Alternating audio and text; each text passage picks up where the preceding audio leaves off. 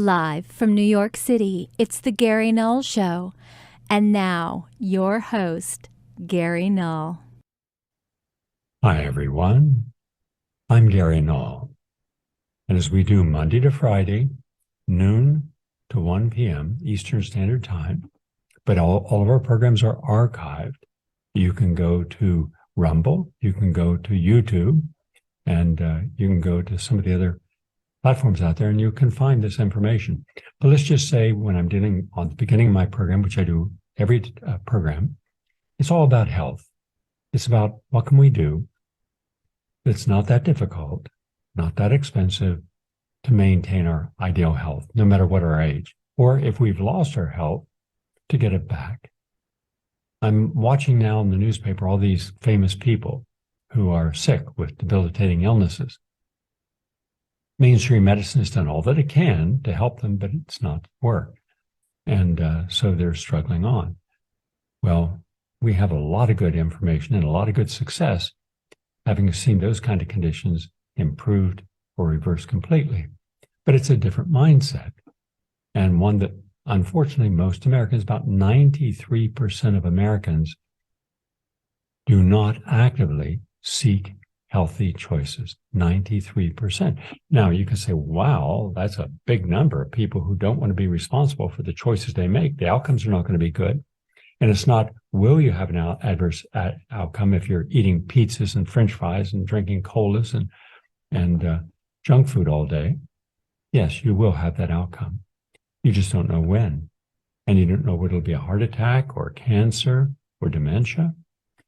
So for those of you who care, that 7%, by the way, 7% of 335 million Americans is not a small number. You know, even rounding it off and being conservative, we're still talking about in the neighborhood of about 25 million Americans. That's a lot of people.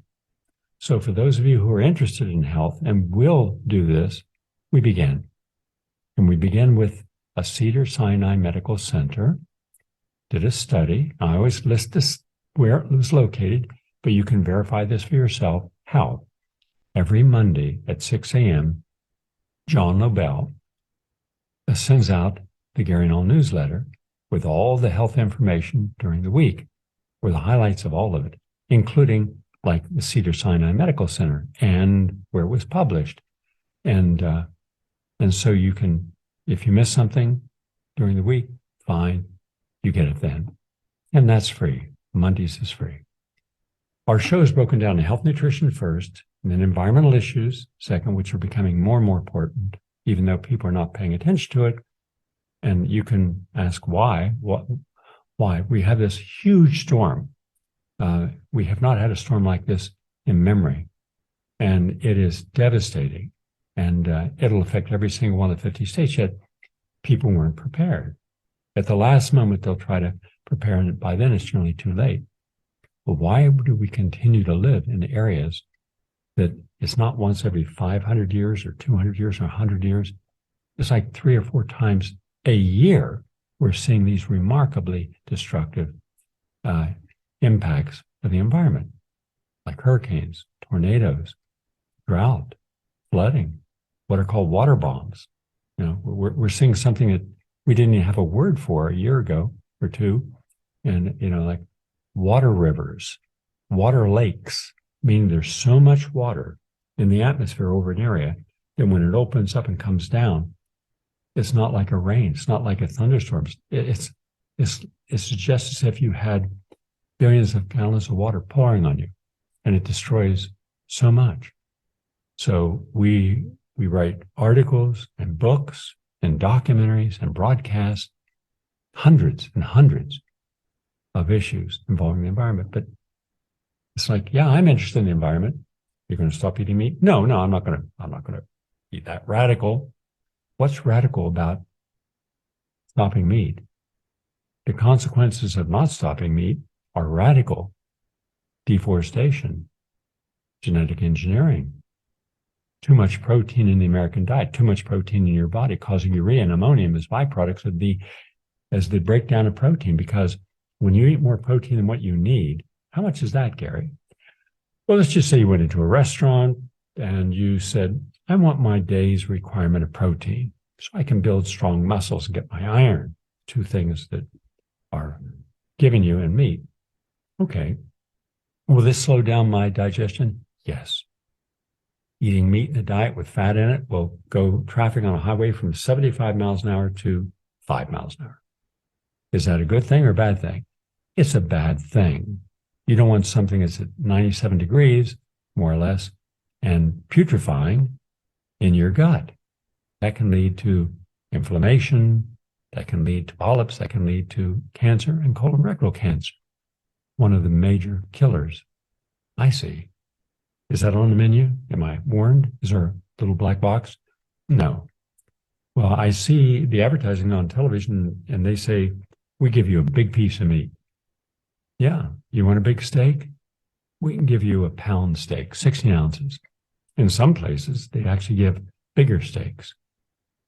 Well, what about a hamburger? Well, we'll give you a big hamburger, but then we're going to give you bacon on that, and then we're going to give you French fries on that, and hash browns on that, onion rings on that, and we're going to put it in a bun and slather some kind of sauce on it that you will never ask what's in the sauce. I see. And those French fries, well, there's so much sodium on those French fries. The salt, you're getting more than an entire day's requirement of sodium in one item in one meal. Is that a bad thing? No, of course not. High blood pressure, increasing your risk of stroke and heart attack. Why is that a bad thing? Good. I'm glad. And that's only one item in one meal. And all that extra high fructose corn syrup you're getting. So if we're being honest, what we have been conditioned and programmed to want, to desire, is almost always bad for us. So you have to be independent enough to do some homework, take a look at all the literature on health, and you'll see that the 3 pillars of health are a high-quality diet, exercising on a regular basis, and proper ways of dealing with stress, like meditation and yoga, etc. But that means you also have to go through a sacrifice. You have to say, do I want to be healthier or do I want to process disease? Because you're doing one or the other. And so that's why this Cedars-Sinai Medical Center discussion about the Mediterranean diet is so important. Now, this is just one of hundreds of ways that it helps our health. In this case, it's linked to a lower preeclampsia risk.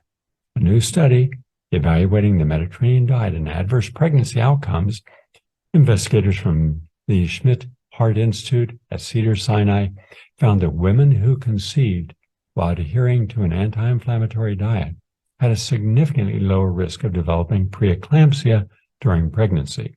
And this was published in the peer-reviewed journal, the Journal of the American Medical Association Network Open. And it also evaluated the association between the Mediterranean diet and other adverse pregnancy outcomes, including gestational diabetes and hypertension and preterm birth and delivery of a small for gestational age infant and stillbirth. So quite simply, if you want to have a healthier pregnancy outcome, go to a healthier diet. And that's why I'm in effect mocking the idea that we are intentionally unaware. We don't want to know the truth of what we're doing frequently. We don't want to know how bad is that plate of French fries? How bad is that pizza, that cola, that coffee? We don't want to know because it's been incorporated into our socializing, into our cultural preferences, and into our personal tastes. I want salty and crisp, and I want sweet and soft. And the manufacturers, in effect, have conditioned us to want, to desire unhealthy foods. So just want to let you know, the Mediterranean diet is really good for you. It's not perfect, but it's really good. Better than the standard American diet by a substantial margin. I'll put it this way. If the standard American diet on a scale of 1 to 10, 10 being perfection and 0 being terrible, I would put the standard American diet at a 2. I would put the Mediterranean diet at a 7. I would put a raw food or living food diet at a 9. And I would put a locally, organically grown fresh diet at a 10 with lots of juices. From the University of Florida comes another study, and this is about almonds. And what they're finding about almonds, just eat a handful of almonds, is that it is important as a prebiotic to our intestines. So eating almonds is beneficial to maintaining a healthy gut microbiota composition and improving the diet quality of parents and children. And that's what this study shows. The research is the first to monitor the effects of dietary change on digestive health and immune function in a parent and child, and whether this positively affects immunity, inflammation, and general health. And this was published in Nutrition Research. And so if you want to be healthier, they're saying just 1.5 ounces, that's it, a teaspoon of almonds or almond butter, that's even better, on a daily basis for 3 weeks as a part of their usual diet, followed by a 6-week washout period and another 3-week period following the usual diet with no almonds. And this was part of the Healthy Eating Index, and it showed all these improvements. So one item, almonds or almond butter, consumed on a daily basis can help your gut. And the more good bacteria you have in your gut, the stronger your immune system. The better your immune system, the better you are at fighting off the different antigens that we face. And talking about biotics, prebiotics and probiotics, there's Sichuan University in China, and they found that probiotic bacteria is found in fermented foods, and that can help with bad breath. Yeah, bad breath. Because where does that breath come from? Well, many sources. You might have an infection in your sinuses. So as your sinuses in this area, little chambers in there, as they fill up with some form of bacteria or virus material, then that drips down into the back of the throat. And as we exhale, that bad smell goes out into the air. That's one. Two, we may not be flossing our teeth and cleaning in between the teeth. So food begins to ferment between the teeth or rot between the teeth. That can cause it. Three, we're not cleaning off our tongue.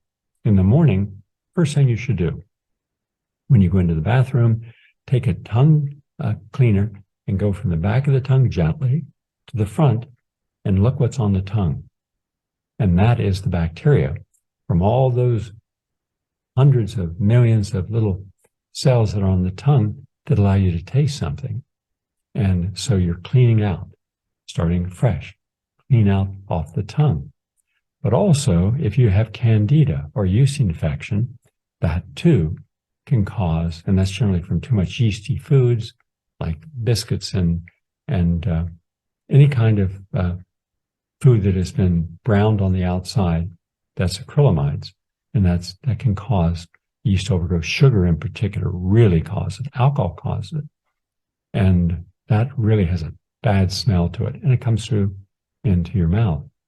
But they're also saying in this study, which was published in the British Medical Journal Open, that the Lactobacillus reuteri, R-E-U-T-E-R-I, and the Streptococcus salivarius and others taken in the form of supplements freshens the breath.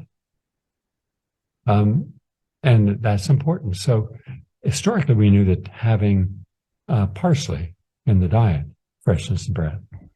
But also, if you have good digestion and you have good probiotics, you're going to have sweeter breath. Just saying, something to think about. All right? Because mouthwashes and chewing gums and tea scaling will not change the bacteria in your gut. This will. Also from the University of Michigan comes a study about war metaphors for cancer hurt certain prevention behaviors. And we've all heard about, the war on drugs and the war on crime, the war on poverty, and the war on cancer.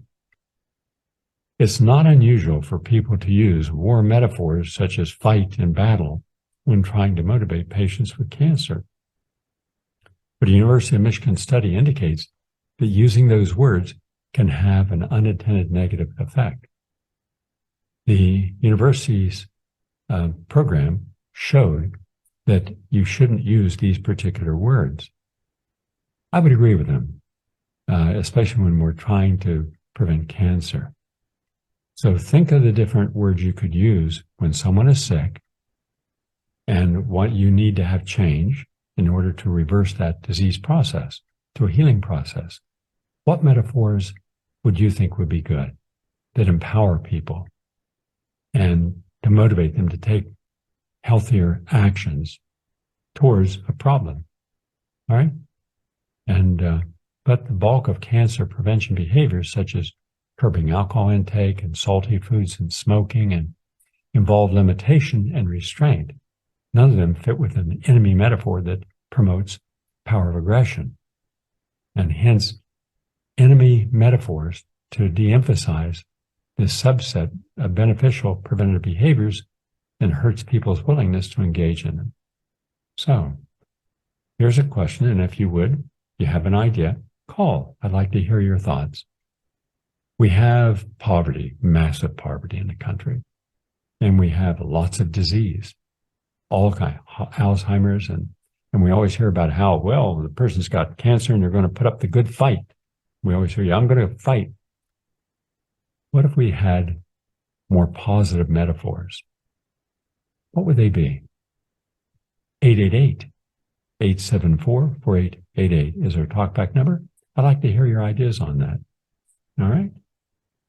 Now, more proof that cannabis is also an anti-aging powerhouse to rapidly restore memory, especially in older mice. This is from Hebrew University in Jerusalem, as well as the University of Bonn in Germany. Scientists from the Hebrew University of Jerusalem and the University of Bonn teamed up to examine the potential brain benefits of cannabis in mice. This amazing study is years in the making, with the researchers having built a strong body of evidence on the brain benefits of THC. And to conduct their study, researchers administered a small amount of THC derived from cannabis to mice aged 2, 12, and 18 months old for the course of 1 month. Some mice were given a placebo. Other sources explain mice have very short lifespans and show substantial cognitive deficiencies about age 12 months. Afterwards, the mice were subject to a battery of tests to gauge their learning capacity and memory. Incredibly, the team found that older mice treated with cannabis displayed cognitive function that was as good as the youngest controls. Not bad. But the mice given a placebo had no change and continued with their memory loss. And cognitive function of the animals treated with cannabis was just as good as the 2-month-old. This is the 12-month, almost the end of life. So that does not mean that everyone should go out and start smoking marijuana. Now, I'm one of those people who have always believed we should not have a war on drugs, and we should not criminalize the use of drugs. If people are wanting drugs, then ask why? What is missing in their life that would allow them to use this? For some, it's just an experiment and a short-term experience. For others, it's addiction, which will destroy your life. And those are the people who love you who want to try to help you. But the studies, and there are multiple studies, show that it's the oils that benefit you. In fact, when you overdo smoking and marijuana, you absolutely positively can develop paranoid delusional psychosis. I've had personal friends of mine who could no longer relate to life. And they were not old, they were young. One in their 30s, another in their 50s, another in their 60s. And for all intents and purposes, their life was over. One of them has given up the marijuana and unfortunately did not detoxify. So the effects of the paranoia are still there. Also, it increases your risk of lung cancer. In fact, it has a greater capacity for lung cancer than regular cigarettes. So on the one hand, yes, it should be legal. Yes, people who have been imprisoned for it should be let out to restart their life. And yes, we should have treatment centers in every community in the United States to help people who can get off of the drugs they're on, whatever they are, and go through the detox process, both mentally and physically. That's the right thing to do, but we're not doing it. From the Quadrum Institute Brussels sprouts have as much vitamin C as oranges, plus other health benefits. They're also cruciferous. Now, how often do you eat Brussels sprouts, right? Maybe at Thanksgiving, maybe at Christmas, but generally you don't have it, and you don't have a heaping, a cup of Brussels sprouts. Though it's easy to make them very tasty, but anyhow, it is a vegetable, and it's a very healing vegetable. You just steam them, and in fact, I take once a week. I'll get Brussels sprouts and asparagus and broccoli and cauliflower, and I'll boil some water, and I'll dip them in for about 5 minutes, take it out, run cold water over it. That's the blanching process. Now it's good for a week. And then I just wrap it, put it up at the top level of the refrigerator. The top level is the coldest level. So it keeps them fresh.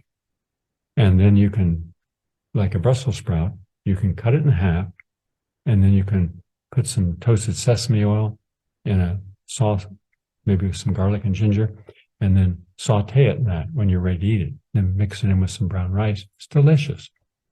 But the Brussels sprouts belong to the wholesome family of Cruciferous, or Brassica, Brassica vegetables. Cabbage, kale are in that. And as with all Brassica, Brussels sprouts are packed with fiber, which is good for keeping the beneficial bacteria in your gut happy. They also provide essential minerals such as potassium and calcium to keep your muscles and bones healthy. They are rich in vitamins K, C, supporting a healthy immune system and bones.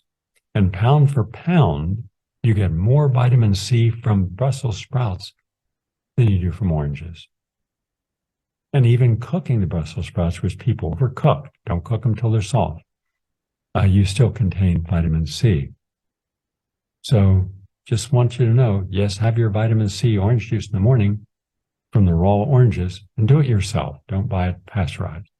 Wash them, get them organic, and then juice them yourself. Because now the new science shows that for the last 50 years, we've undervalued the orange and its antioxidant aura. It's 10 times more powerful. That's 1,000% more powerful than what we had known before. And also, the Brussels sprouts, as long as we're looking at that, and broccoli, cauliflower, contain sulfur nutrients called glucosinolates, glucosinolates.